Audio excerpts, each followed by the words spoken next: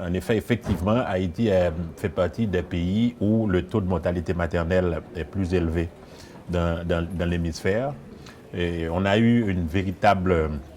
mène un véritable combat contre la mortalité maternelle. Mais comme vous savez, il y a le problème des délais dans la mortalité maternelle. Et chez nous, en Haïti, on a vu que le deuxième et le troisième délai sont aussi importants. Et c'est à ce niveau-là qu'on observe les plus grands taux de complications, par exemple.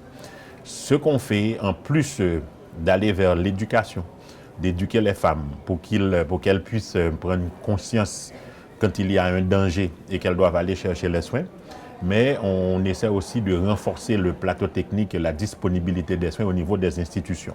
Parce que c'est une chose que d'aller dans une institution, mais c'est autre chose que de trouver le personnel qualifié et le plateau technique pour recevoir les soins là. Donc, on investit dans la formation.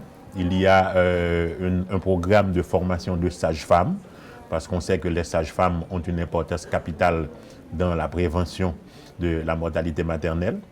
Et on investit aussi dans la planification familiale. Donc le planning familial, parce qu'on sait aussi que près de 25% de la mortalité maternelle sont dus soit à des problèmes liés à l'avortement provoqué, donc des grossesses non désirées, ou bien des complications du post-abortum. Donc si on arrive à augmenter la couverture contraceptive, c'est déjà un bon pas vers la réduction de la mortalité maternelle. Mais surtout, il y a aussi ce que nous appelons l'accompagnement communautaire. Comme vous le voyez sur la photo, c'est une accoucheuse traditionnelle qu'on appelle couramment matrone chez nous, qui emmène une femme dans une structure de santé. Mais emmener la femme dans la structure de santé, c'est un premier pas.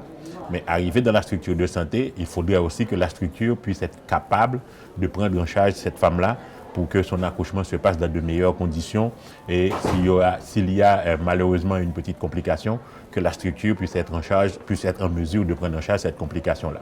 Donc, le but maintenant, c'est non seulement de faire la promotion de l'accouchement en milieu, je dirais, sécurisé, c'est-à-dire un milieu professionnel, pour des accouchements assistés par un professionnel capable de conduire un accouchement. Et quand je parle de professionnel en accouchement, je ne parle pas forcément d'obstétricien gynécologue, je parle d'une personne capable non seulement de conduire un accouchement normal, physiologique, mais capable aussi de déceler les signes d'une complication et de pouvoir assurer la référence et contre-référence. Donc nous devons travailler sur 3 axes. D'abord, l'éducation communautaire. Ensuite, le système de référence contre-référence et le renforcement du plateau technique des maternités ou des institutions capables d'offrir un accouchement sécuritaire.